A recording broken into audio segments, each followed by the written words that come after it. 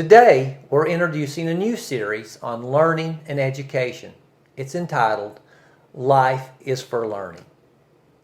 Did you realize that students in apartment housing with limited resources are 4.5 times more likely to drop out of high school? Education can help break that cycle and help set the children in your life on a successful path.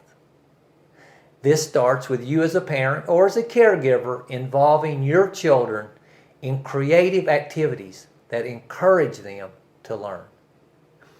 Jeanne is here today to tell you about herself and to introduce Life is for Learning.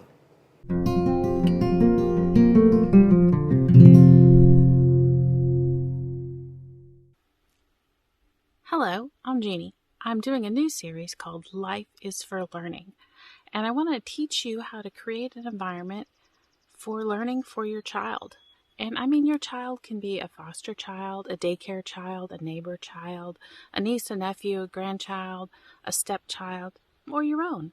It doesn't matter, just a child in your life that you have the opportunity to speak love and learning and life into them. I want to, for the sake of simplicity, I'm just going to call you the parent, whether you're a grandparent or a daycare adult. It doesn't matter. Just for simplicity, I'll just say parent. And keep in mind when you do anything in this series, use some common sense. And if you do an activity, read the manufacturer's directions so you are safe and your child is safe. Here is the first of the list of educational background that I have.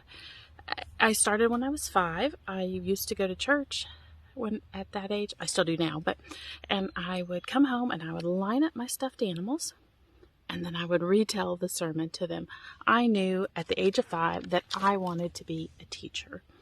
In my teen years, I began helping in Bible school and a youth group helper in my early college years, and then I went to college to be an education major. Ended up with earning my Bachelor's of Arts in History and a Bachelor's of Education with a secondary endorsement. But I've done most of my teaching actually at the elementary level.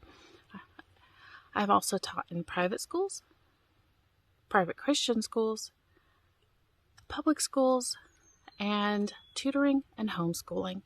We homeschooled, I say we because my husband did some too, our 3 daughters who are now 25, 23, and 21. The oldest, all the way through the youngest, went all the way from kindergarten through high school at home, and we adapted our learning program for each of them along the way. The oldest has a BA in English and now is halfway through her master's. The middle child, she'll graduate in May with her 4-year degree in fashion. And the youngest, she is doing a sports and conditioning type of degree and hopes to go on to her master's. She's in her junior year right now. So with all these years of experience, I'd like to offer up some ideas to encourage you to create an atmosphere of learning every day, every moment. And remember, as you watch these videos, use what works for you. Adapt and change according to their age or their desires or whatever else that you see that they want and need. And I'm also going to make an assumption that you care deeply, maybe even love this child that's in your care, and that you want what's best for them. You want them to succeed in life. And I, as a parent, want my kids to do even better than I did. And I'm assuming you do too.